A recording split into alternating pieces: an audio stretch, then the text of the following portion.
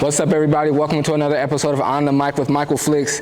Very happy to have a repeat guest back on the show going into his 10th year coaching at Mission Bay High School. My guy, Marshawn Cherry. Appreciate you joining me on the show, man. Appreciate you having me, man. How you been doing, man? Since I think I haven't really had a chance to really speak to you like in depth since last basketball season. How have you been since then? Yeah, it's been a while. Good year, long fall with the boys. A lot's happened since you last seen us. But excited for this year. So, how was the fall? How was the off season? How was all that? We grew a lot. The boys, we had 5, 6 seniors graduate last year. So new guys stepping up for new roles, figuring out who's going to step up and be who. As you know, we had a major transfer leave that kind of moved things around for us as well. But I think we're in a good place, and I'm excited. I think we have the guys that are going to surprise some people and really make a name for themselves this year. Absolutely. Who are some of those guys that are looking to surprise people? Clay Grebbing, he just committed to Point Loma Nazarene. That's right. Long time coming. He's done a great job, and he really came into his own this summer and spring and fall as well. So him, Travis Hasley, he'll be the one that'll be plugging the hole for the departure of Caleb. He had a really good fall, starting to get confident, very athletic, can shoot the ball. His thing is just all about confidence in himself. Last year, towards the end of the year, Ja'Cory Bartlett really stepped up big time for us. He's probably transformed his body. He's lost about 25 pounds since he's gotten Mission Bay, trimmed down, full court, pit bull of a defender, great floor general and leader. The biggest surprise is going to be Amari Council. Okay. He was on JV last year, sat on the deep bench on varsity. Just a mind shift in his attitude, his work ethic, and he's cracked into our starting lineup, and he does all the utility dirty work and just keeps stuff alive, gets to the rim, makes open shots, and he's just a major glue guy for us right now. Young guys with Lucky and Elijah are going to be huge for us, coming off the bench and just changing the pace of the game. Another one is going to be Jack Wainwright. He was another JV guy last year, but he's grown, put on probably about 15 pounds of muscle, and does a great job of keeping balls alive, knocking down open shots.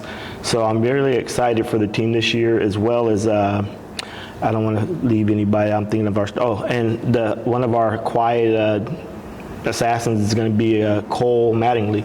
He does not miss very often. He just has to shoot the ball. When he shoots it, he does it at a high clip, and he plays great defense. So if you look up 3 and D in the dictionary, I think you see a picture of him. So. Okay, nice. So you guys just had tryouts, right? Yes, we just finished today. Now, as a coach, and you've done all 10 of your years here at Mission Bay, correct? Now, going into year 10, what's the mindset going into tryouts and kind of? I mean, you told me like some of the guys you're looking forward to seeing what they do, but just like going into your 10th year at the same school, what's the mindset coming into that 10th year? Staying focused and staying excited. I think my coaching staff does a good job of taking care of the day-to-day stuff and keeping the guys on point and focus on what we're trying to accomplish. Having Ronnie with us as a former player, won CIF with us with Boogie, went to college, graduated, came back his degree, and now he's working here as well and helps me. I think he really helped revitalize me as a coach. I kind of got in a rut as kind of just the day-to-day and just kind of going about it is what it is. And he was like, well, what happened to you? I said, I don't know. So he's like, you're not how you used to be. I said, well, the things have changed. The kids have changed. The parents have changed. So you kind of have to navigate it differently.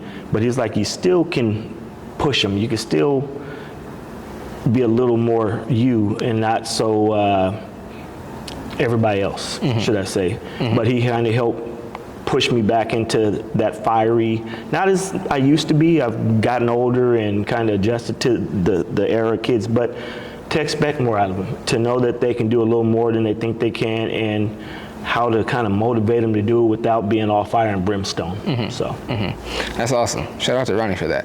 That goes right into one of the questions I wanted to ask you. Now, beginning your coaching career in 2015 and now being in 2025, what are some of the biggest changes that you've noticed in high school basketball? The kids. Back in the day, there used to be dogs. Like, you saw that guy's a dog. He's going to run through a wall for you. He's going to do whatever it takes the whole game. I don't want to say there's not dogs anymore, but they're not full-time dogs. It's like guys that do it partially, or they can, when they're up or down, I don't know if it's the mental element of it, but you have these guys that'll work hard, but then they need that break or to be rebooted or whatnot to kind of get back out there, where before it was just the automatic thing, this guy's a dog. Now it's kind of like you got to kind of pump them up to be that dog.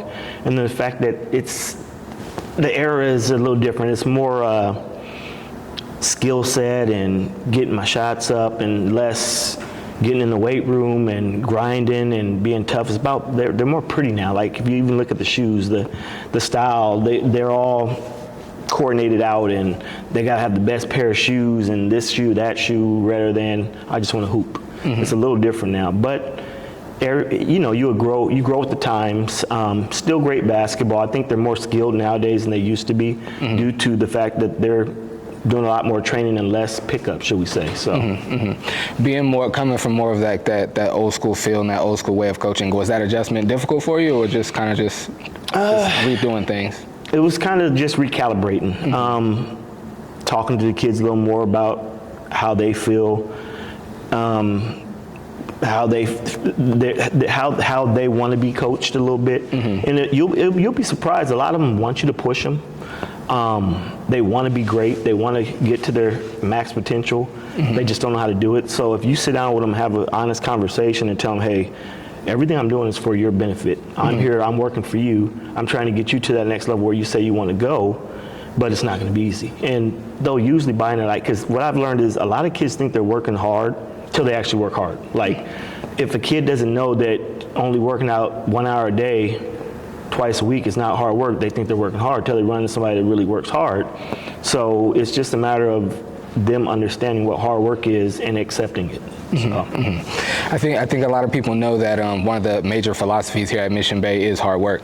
Talk to me about some of the other philosophies that you have here at Mission Bay in your basketball program. Well, what people really don't know is that we're big on grades. Since I've been here, our cumulative GPA from top to bottom, from freshman to varsity, is over a 3.75 carried through the program. This year, I think we might be at our highest right now with like a 3.87 GPA. Nice. We have 6 guys over 4.0. I think our highest guy is Cole Matting with like a 4.9. Jack Wainwright's right behind him. Clay Grebin carries a 4.5. I think we have multiple guys with 4.5s. And then the other guys, they're at 3.75, 3.65 or whatnot. And a couple freshmen we got to kind of get there, but they're learning because they didn't understand the expectations in the classroom. We do study hall twice a week. Big on grades. I mean, you can't do anything without grades. So it's about being a student athlete, not an athletic student. I've always said that to the guys, and they embrace it. And it's part of our culture. Also the fact that we give back to the school. We do whatever. We're going to go support all the other teams. We go to the football games on Friday nights. We go check out the baseball team. We'll come watch a volleyball game because we're big on supporting our school. I believe we have a really good culture here at the school as far as support. If you come to one of our games, you've been to many of them, it's usually packed out, and we have a great crowd. The band's here, and they're chanting, they're screaming, and it's a great atmosphere. So we just want to give back to the school by going to support the other teams that support us as well. So. Absolutely. That's definitely something that I've noticed. I think I've been a photographer and covering basketball here for, 6 or 7 years It's been now. a minute. Wow, that's crazy to think about. But in my years, like even before like some of the things got redone here in the gym, it's always been a good crowd. It's always been packed out, a lot of support here. That's something I could always say about Mission Bay. Sure. Now, with some of the changes that you've had to make in your coaching style, how okay, I guess what I'm trying to ask is like,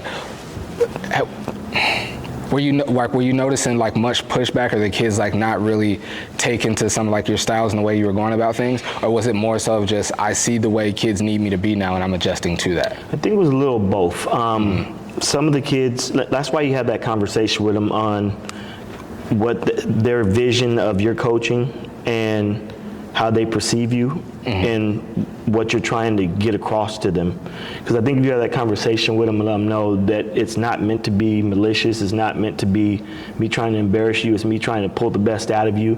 And then as you get to know the kid, you know what works for coaching them. Some kids yelling at them works. Some kids talking to them works. Some kids just kind of letting them figure it out works. And and so there's some kids you might see me come take out, and I won't say anything to them because they're kind of working through it.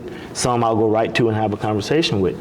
I remember Isaiah played for us a couple years ago, told me one game, "Why are you not yelling at me?" I said, "Well, I'm trying not to yell as much." He said, "Well, when you yell, it helps me because it kind of keeps me focused." And then you had other guys where it's like, if you yell at them, it kind of throws them off a little bit. So trying to be more in the middle and trying to get a grasp on each kid individually. And like I said, with this era, they're a little different. So it's more or less the talking to them and kind of pumping them up and letting them know how good you believe they are. Because the thing is with a lot of these kids is they have false confidence. Everything's great until something goes wrong. The moment something goes wrong is kind of that's when they kind of start doubting themselves. So as coaches, we have to let them know, hey, you're the best guy on the floor. You need to go out there and show it, prove it. We know you're the best out there. You go show them now because we know how good you are. And that's what I usually tell all our top guys for the games, like, hey, go show them who you are. Show them who you are, make sure they know your name, because a lot of people might not know you, especially with the new group of guys who are trying to make a name for themselves. Mm-hmm. So it's your opportunity this year to go out and show how good you are, all the work you put in the off season to get to where you are. So it didn't happen by chance, it happened by work. So absolutely. Now, being I've heard a few stories about your playing days from back in the day and how good you were and also how competitive you were. Mm-hmm. And everyone sees how competitive you are as a coach. Now, with that competitiveness that you have in you, do you have a competitiveness to kind of show like your basketball acumen as opposed to like other coaches? I don't want to say as opposed, but just like how your basketball acumen stacks up to other coaches in town, or is it more so just I'm trying to get my kids to be the best they can be?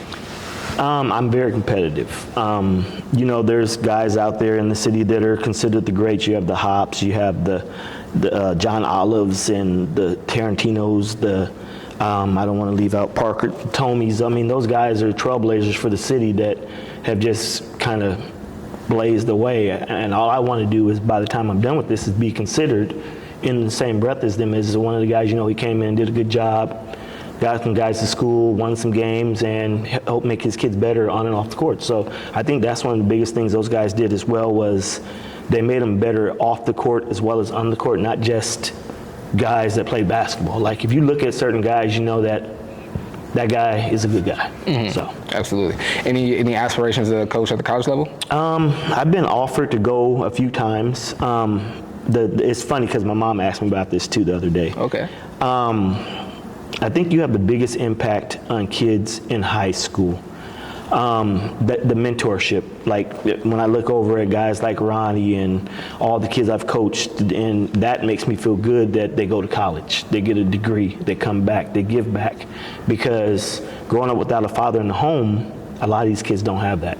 So to be able to be that mentor, like role model to them, is huge to me, because a lot of them don't have it and they lack it, and it hurts, and it's hard to kind of navigate it. But when you have somebody that has your back and believes in you, I think it's a big deal. Mm-hmm. So, mm-hmm. I mean, and I also kind of grade by the classes as they come in, how, is this a good group? Can we do something with these guys? Or the relationships with the kids like that you build is, and I'm not gonna lie, the parents as well. Mm-hmm. How is the relationship with the parents? Because the parents are huge. If the parents support you, believe in the program, believe in you, and allow you to do your job, then it's harmonious. When you don't have that, which I've had that on the other side too, where it's a fight for everything you try to do because they don't understand, or they don't understand what you're trying to accomplish, that's hard too. So I can imagine not having the parents on your side could be a big challenge. Yes. Speaking of challenges, in your 10 years of coaching, talk to me about some of like your biggest challenges, as also some of the most rewarding moments that you've had. I would say the most rewarding is the kids. Everything is about the kids. There's some guys that come in that you just happy to get them to graduate. There's some guys you come in and you want to make sure they get to where they belong at the next level. There's some guys that come in that just need to be a part of something to get them off the streets. And it's kind of funny because I'm big on having like team managers. Mm-hmm. And the team manager is usually not a basketball guy. It's usually somebody that wants to do better, wants to be a part of something. Every year we have a guy that kind of comes in and, hey, coach, I know I'm not a basketball player, I can't play, but I want to be a part of the team or help you out or whatever. And we had a really good guy last year named Leo. who came to me at the beginning of the year, told me he wanted to help out, and so gave him a job. He helped run the snack bar. He maintained the gym. He was at every game. He filled in if we needed a book done. I mean, the kid did a great job as far as being there, being dedicated, and just being a part of it. And like I said, before, when I first met him, you know, he was on the wrong path. He's now on the right path. He graduated, which he wasn't expected to do. He ended up getting a good job right now, and he's doing really good. He called me the other day and told me, you know, I want to come back and help out this year a little bit when I have some free time because I miss the guys, I miss being with the team. So, I mean, that's one of the biggest things is just trying to impact people's lives and try and teach people just they can be better and just keep working. So, and then the hard stuff, like I said, is usually the parents. You get lucky and have, like right now, I think I have really good parents. I think we have a good group of parents that believe in what we're doing. They want their kids to develop. They want us to push them, and they believe that they're trusting us. Because without the parents' trust, you don't get very far with this. In the past, I've had some parents that didn't understand or just wanted to do things their way or wanted their child to be a certain way, and it didn't work out. And I mean, it sucks because it's supposed to be about the kid. And in those times, it's not even the kid. It's more or less the parent and what they believe or what they want. So that's the hard part, because as far as the school, I have a great admin. They support what we do. We have a great AD who keeps us online, on track on everything. I mean, we have a perfect storm here at Mission Bay as far as what we need to be successful as a program and a team, and with our admin and all the people that's behind the team. So I think we have that. That's great. So, because I know a lot of people don't have that. Absolutely, absolutely. Now, how do I get in this? So, like, kind of to the point you were just talking about, like, you know, being on the same page as like your kids and the parents and that whole thing. Now, so like in years past, to that point, in years past, you had the Gonzalez boys transfer to Mater Dei, Jello transfer to San Ysidro, and eventually come back. And now this season, coming into this season, what everybody expected to be your top player, Caleb Newton, he transferred out. Now, do you think that's more of like a testament of kind of like what you were saying about like the times and the times that we're in and the kids and how they are, of like maybe your coaching style and maybe like how aggressive you can be at times? Like, what do you think is kind of the reason for some of that stuff? With the Gonzalez's, I mean, they were great. They loved it. KJ and Chris were here. They worked hard. They loved it. They loved being in the gym. They were gym rats, and they worked their butts off. They'll tell you that their time here was great. They felt they improved, they learned, and they played great games. The issue, I believe, with them was just a disconnect on beliefs with a parent, and then just the difficulties of them getting to school was also during the COVID times. So we had just reopened school that next year, where we were closed before, so it was online, and then they just had to come to like workouts. But with school reopening, it was hard for them to get back and forth and all that stuff. So it was a burden and a difficulty on the family trying to do that. So they made the hard choice, and it was easier to go back to Mater Dei. As far as Jello, we spoke about this, I think, in our first interview. Jello was a very good player. Great kid, just good people. We had him since 7th grade. He'd been in the program. Junior year, he saw that Mikey train over there. And you know, grass is not always green on the other side. They went over it for a little bit, and they saw that things weren't as they thought it would be. He returned, did a great job while he came back humble, worked his butt off, did a great job of leading. I think we got to CIFs that year and ended up losing to La Jolla Country Day. Still hurts a little bit. They did a great job of game planning for us. But with Jello, I think it was just, he saw something and didn't know what it was, and came back, and he ended up closing out strong, went to college and did really good. As far as Caleb, probably one of the most talented kids I've coached. When locked in, I mean, the dude can change a game like that. I mean, just super talented, super athletic. First year, kind of came in getting adjusted, just trying to figure out coming from another city, being here, whole life shift and change, and I think he did a pretty good job of it, and using basketball as his crutch to kind of continue, and did a great job. Coming into that junior year, I think as his name started growing and people started getting in his ear, that's where the issue started. And the fact is, when you coach like me, like you said, I don't want to say I'm a disciplinarian, but I believe in being loyal, dedicated, and a man does what they say they're going to do, and you just work your butt off and be where you're supposed to be and be committed. I think there were so many people in his ear trying to pull him and tug him in other directions. That's where the disconnect happened. Then he ended up being here still that year, and when he was in, he was really good. When he was out, he wasn't out. I mean, he was out. He just had things going on. I think he was in a tough situation with, like, just in general, to have to be uprooted and move to another city and figure things out. I don't think he ever really got comfortable. I don't think he ever really got grounded and took ownership of being here. So I think it was hard for him, and I think he did the best he could do as a kid, because what people forget is he is a kid. And when he was in, he was really good. He just had some tough days like most teenagers do. Him leaving this year wasn't really a surprise. It was extenuating circumstances behind the scenes that I'm not going to divulge. But he had some stuff going on that was hard, and he did a good job of trying to make it work. And I think at the end of the day, it just was too difficult. So they did what they had to do, which was in his best interest. He'll be missed. I hope where he's at now, he does a good job and he stays engaged, because he has a lot of talent. He's a good kid. Just think he needs to lock in and stay focused, and he'll get to where his goals are. Mm-hmm. Absolutely. Now, I've told you in years past, one thing I've learned not to do is to count you out. Like, no matter who transfers out, no matter who graduates, you always put a competitive team on the floor that no matter what division you're in, you're competitive. And it's like, hey, Mission Bay could win. They could win CIF in that league or in that division, man. You never know. So it's one thing I'm never going to do is count you out. Now, when you speaking on Caleb being one of the more talented players that you've coached, mm-hmm. in your 10 years coaching here at Mission Bay, if you had to put together, let's say, a starting five with a six man, let's do that to give you one extra. Oh my God. A starting five with a six man. Who that six man team be? Oh, that's tough. I don't want to insult anybody. I mean, that's tough. Mm-hmm. That's a tough one. We've had some good guys come through. Absolutely, absolutely. I would say Boogie Ellis would be one. Got to go with Big Ronnie because he's sitting over there looking at me and I don't want him to be mad at me. Charlie Hutchinson was always a unicorn with his size and things he's able to do. Mm-hmm. Man, who else?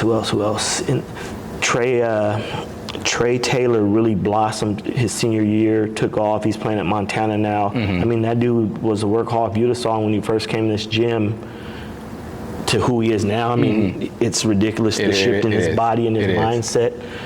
That's boy. 4. You got 2 more, Coach.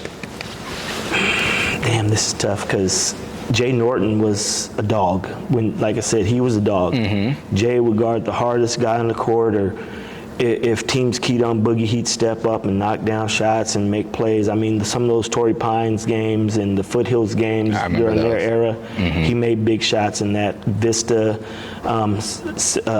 opening round, open game that that year he hit, I think, the game-winning shot to put us into the next round to go play Torrey at Torrey. But, I mean, and then Andre Scott was good, too.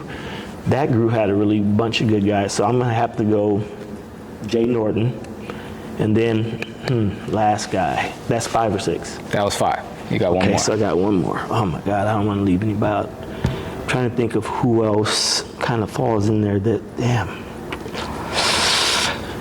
I'm trying not to give you the out, but did Justin Moore play for you, right? Justin graduated the year before. That's right. I took over after him. That's right. Because Boogie and Ronnie were here with Justin. Justin was senior there, freshman. That's right. They had Big Armstrong also. That's right. So he came. Because he played for me for club, but not for Mission Bay. Got you. Man. You're good. That's a hard one. I'm trying to go back to the brain. I mean, we can leave it at the 5 if you want. We can leave it at the 5. I don't want to leave anybody off that deserves it. I mean, there's multiple guys that deserve it too. Mm-hmm. I mean, man. You know, another guy who made big shots for us, who always went under the radar, Gavin Gerard. Yes. Gavin Gerard. He was one of my favorite players. Gavin never got his true respect while he played, because he was so quiet, never talked, just silent assassin. I remember we played Carlsbad at Torrey Pines in the tip-off. I think he had 34 that game. And I mean, he just lit them up. It was a spectacular show that night. And they're like, "What the hell is going on?" And it's like, he does that sometimes. Yeah. I remember making a highlight video for him, and I remember like posting the caption like, you wouldn't even realize it, but you'll look up at the end of the game and Gavin will have 24. You'd be like, "Whoa, where did that even come from?" Quiet 24. And you know what? To your point, we're about to wrap up in a second, but to your point about like understanding how to coach different players, that season, because I covered you a lot that season. I remember even in the locker room and everything. Yep.